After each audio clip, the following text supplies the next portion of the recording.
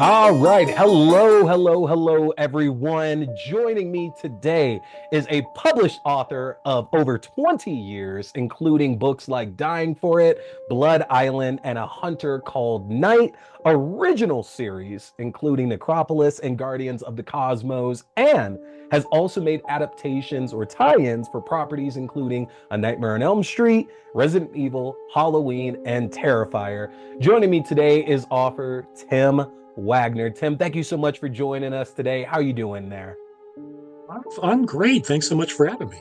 Yeah, absolutely. Absolutely. We are, as I said, we're going to be doing a giveaway here for a copy of one of the books of yours that just came out not too long ago, an adaptation of the movie X. And we've talked about some of that work here before as well, too. And so I thought you would be an amazing guest to bring on the show and let everybody know a little bit about the process that goes into not only writing, adaptations like X and, Halloween Kills, but also into some of like the original work that you've done as well too. So very much appreciate having you on the show here today. And I know it's kind of a big week because yesterday, was the release of Pearl. And how's that rollout been going so far?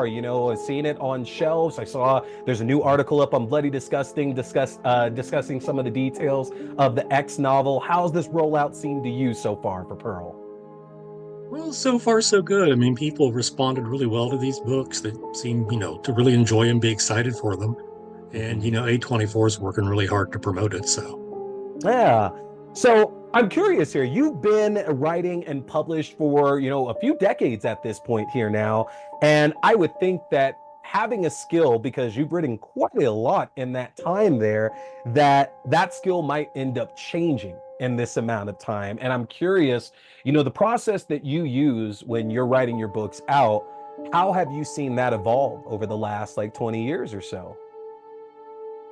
that's a really good question. One of the things I've noticed is that, early on, I used to use detailed outlines and I would follow them pretty strictly. Um, Now I may have an outline that's not as, detailed and then never look at it once it's time to sit and write the novel. And the Mhm. final novel may be different, maybe significantly different than the outline. Um, just because I've done this often enough, it's like hitting a baseball. The first few times you do it when you're a kid, you do what the coach tells you. You step up to the plate, you put your feet here, grip the bat this way. But after you've done it enough times, you don't have to think about it like that. You can think about maybe, I guess, on a higher level. And so I guess I'm doing that. So yeah, I can write a novel now without having to have as much of a plan.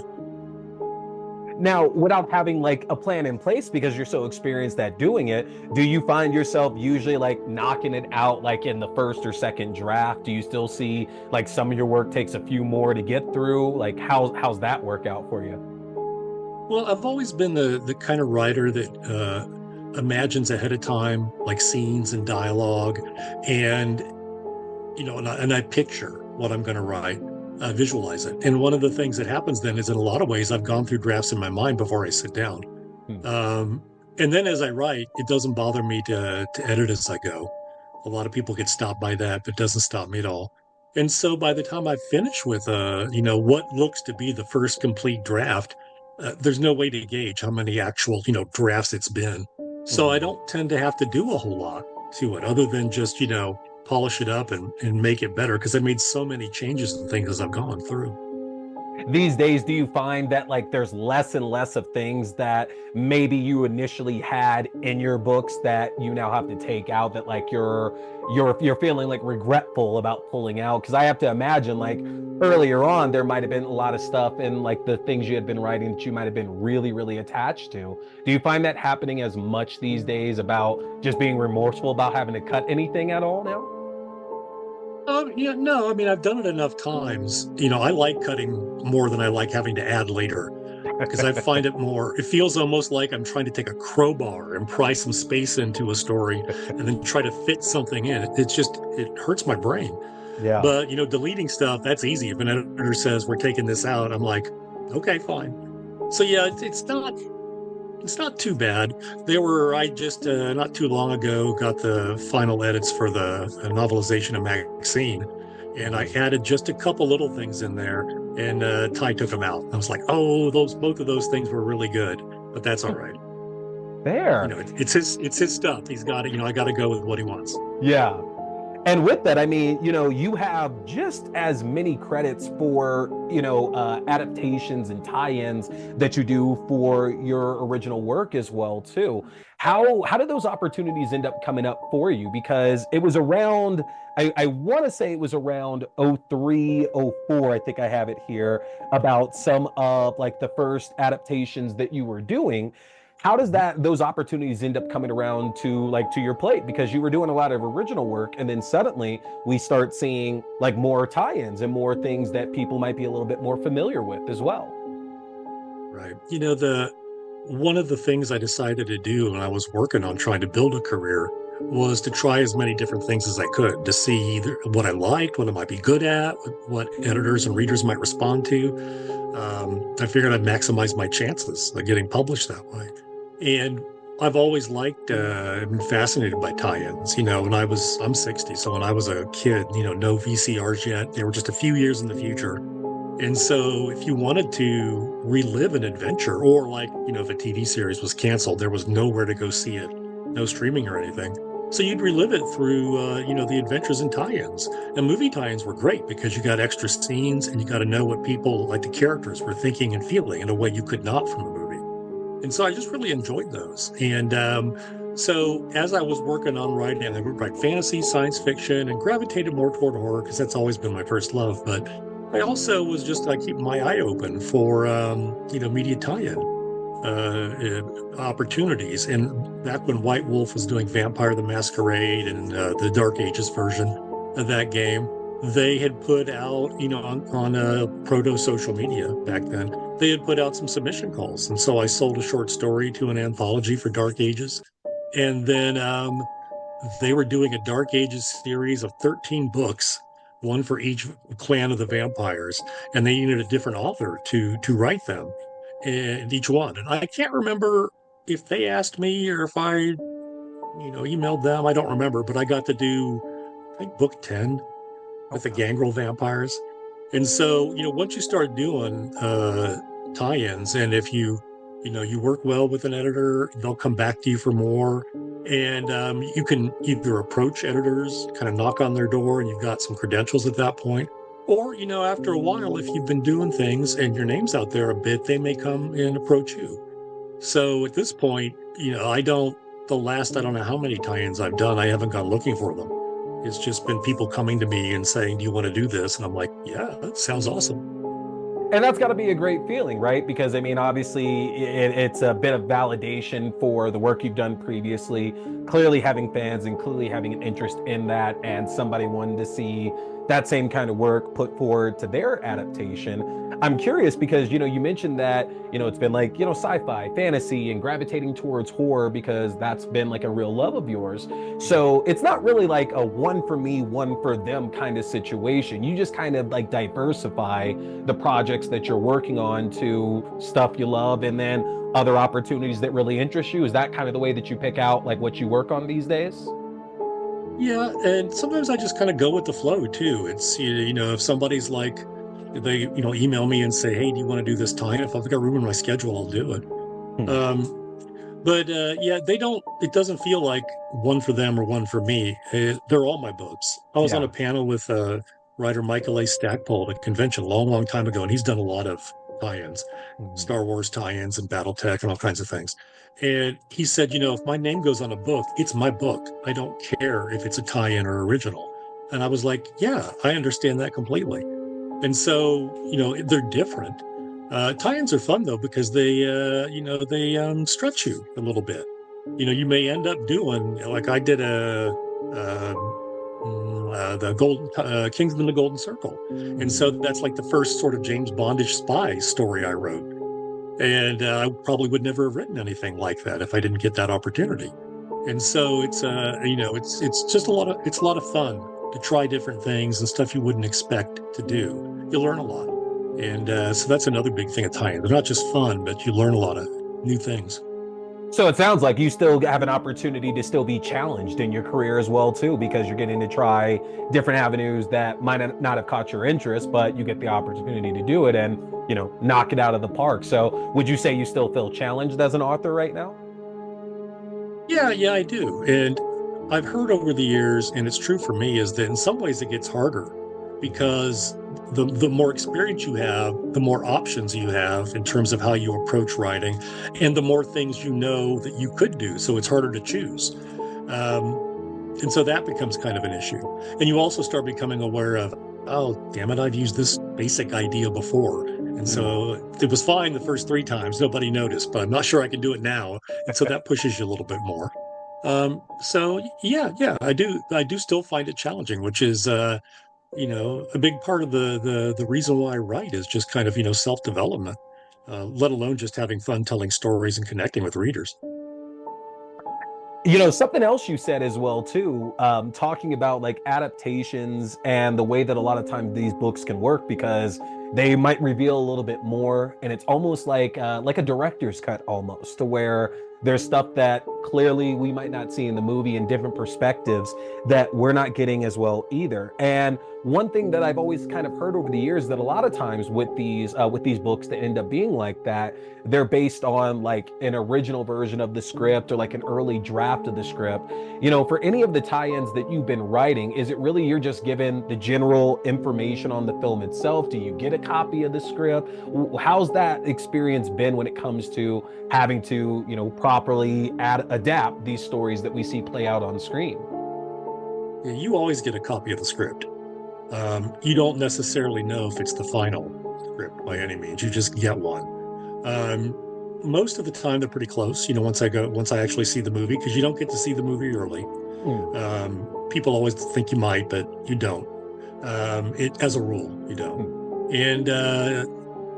And so a lot of times, what I'll do, especially like for I did Resident Evil, the final chapter. I did the novelization of that. So I just kept hitting the internet and finding every image I could so I could try to make my book a little closer to what they were going to do, because then I could see what characters were there. They had like a group of survivors. In the script, they all had like skull tattoos on their faces, but I could tell from the promo images that they decided to ditch that. Hmm. So I I think I did too, because it didn't. I couldn't find a good reason for it. It wasn't like in the script. But other times, you can kind of pick and choose. You're like, oh, I'll keep this thing from the script. The only time I've ever had any trouble was with Kingsman: The Golden Circle, because they gave my editor one script, the version of it. They gave me another version, and we didn't know until I turned my first draft in, and she said, "What the hell is this?" Huh. And then after I revised the book, that's when the director's like, "Oh, he needs to see the movie. Let's fly him out here, and we'll show him a rough cut," which never happens, but it did this one time. Mm-hmm. And so I wasn't allowed to take my computer. I had to write everything down on a notebook. They had to stop the movie because the director wanted me to write down every line of dialogue. It took like 6 hours to watch this movie. Oh, wow. And yeah, and then I got home and I'm like, I've got three different versions of this story. What the hell do I do? So I just made the book out of all the parts I liked the best. And the studio seemed happy with it. So Okay.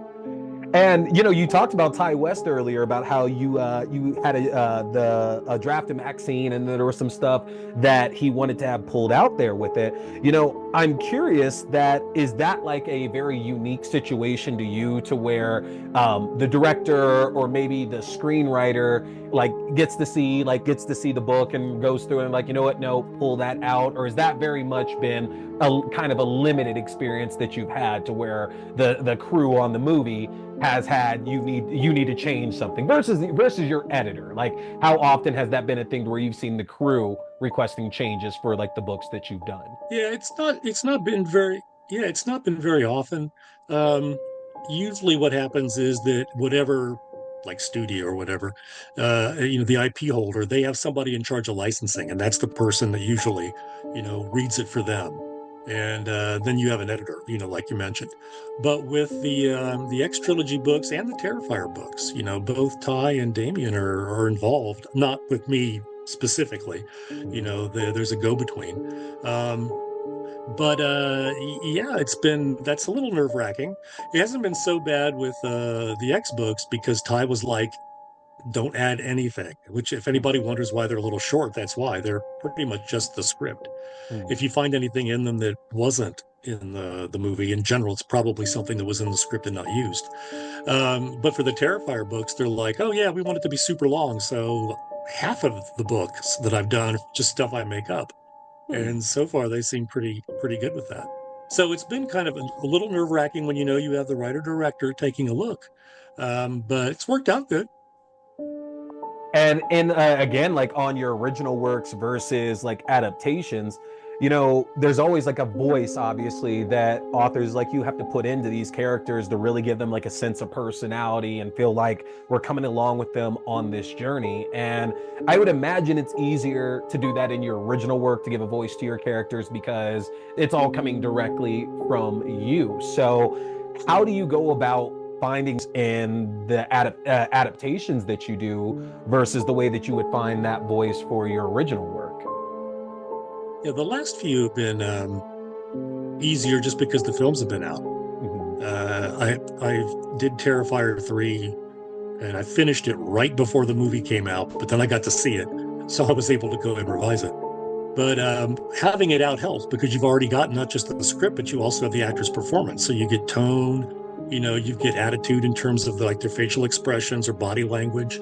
And so that's a lot easier because I can go ahead and try to find what's already there and, find my way to kind of embody it. But I've got a model to follow. When you get a script, you have no clue how somebody's going to read the line of dialogue.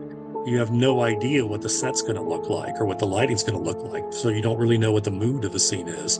And so in that case, you kind of just try to pretend like, you've got this script and you're making your own version of it. Just like if you were, the community theater director and you're like, I'm doing a Shakespeare play. So you're doing your version of it, your sets of it, and you're directing the actors your way, but the dialogue's the same, the story's the same. So that's been very different. Um, the first, when I did Terrifier 2, it was the first time I could actually sit and watch a movie on streaming as I wrote. And I actually put too many details in because they were there. And so they had me cut some stuff. Don't describe stuff so much. And I'm like, oh yeah, I don't really need to talk about what the lamp in the corner looks like, do I?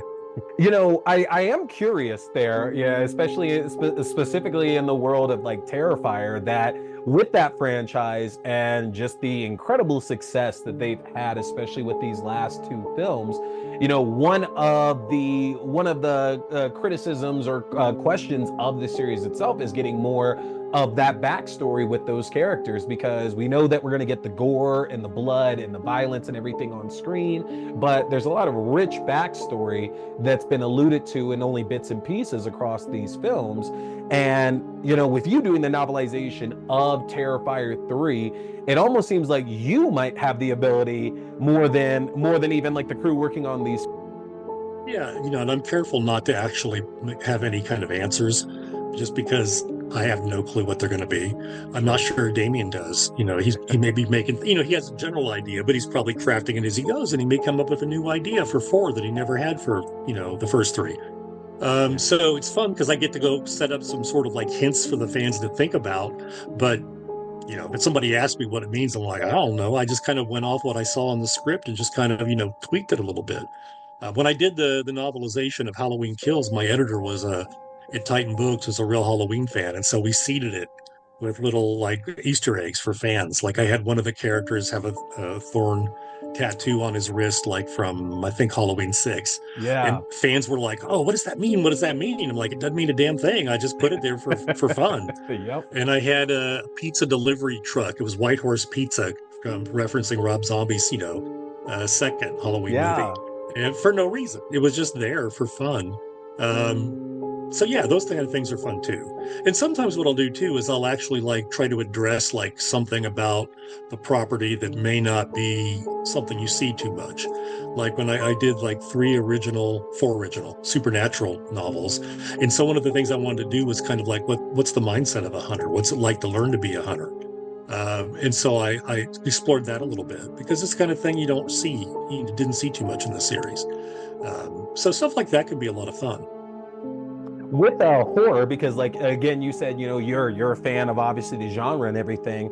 Horror as a whole is always a hot topic in social norms, like especially in regards to things like depictions of violence, sex, politics, religion. And, we've talked a bit about your process there, but have you found as the years have gone by and the way that society accepts certain things that are typically like hand in hand with the horror genre and therefore might end up in a number of your books, do you ever find yourself like worried about what exactly you're adapting and like the words that you're using and the way that you're describing it? Because reading through books like X and books like Halloween Kills, you're very, very descriptive, and it's to a point to where it's like, man, like you almost wouldn't think that that like the words off a page could be more descriptive than what you're seeing on screen. But there are some passages in those books that are far better than what we see on screen in terms of describing like exactly what's playing out. Have you had to kind of second guess any of the stuff that you put in your books, whether it's original or adapted, as you've seen the way that society continues moving throughout this crazy world of ours? Yeah, sometimes. I was a fan of the first Terrifier movie before it really took off. Um, and, one of the criticisms of it is a lot of the violence is towards women in that. And, it's something that is changed as the series goes on. But one of the things I did in Terrifier 2 is I thought, okay, I'm going to go ahead and sort of play with that and sort of, elevate the women. So every woman, I've done this in number 3 too. Every woman character is like a professional. They're either a child psychologist or whatever. I just put that in there. I don't tell anybody. Don't make a big deal about it. But I also, try to make sure that all the victims are given their dignity. Some they're characters. I don't just they're just not mannequins to be dismembered, and that their pain means something, their loss means something. Um, and so, yeah, so I try to be very, very conscious of that because horror does have, that sort of legacy of misogyny in it. Try to be really careful about ableism because, the monstrous is just physical deformity, and that can be ableist if you're not careful how you do it. And, it's a lot of that. You do your best you can. And sometimes I think in 200 years, people will look back and say, oh my God, they had people eating meat in those books. Can you believe it? Those savages, who knows? It could be anything that we can't imagine now.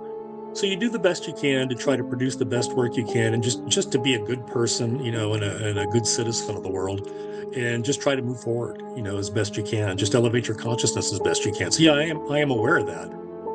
I can't really change, especially in novelizations. I can't change what's there, but I might be able to add it. I might be able to tweak it.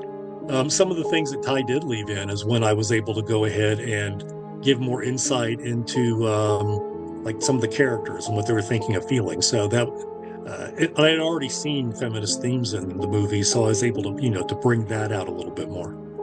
Yeah. Oh man, like that was incredible reading it through because I murdered through X on a vacation I took just recently, and it very much reshaped and reframed a lot of the way that I looked at that film, especially in regards to characters like Howard and Jackson in that. And I loved it because again, that's stuff that the movie does as much as it can, but you can't do everything. And just getting the perspective that you were able to put into those characters, and again, it's almost like a deleted scene. It's almost like we're getting to peek behind the curtain a little bit, and it adds so much to having that full picture of these amazing films that we're getting to see. So that's really cool that you kind of get to put your little touches in there, and hopefully they don't pull anything out there. That's very, very awesome to hear now. So, to bring it back around here, because again, you've had so much experience and so many projects over the years here.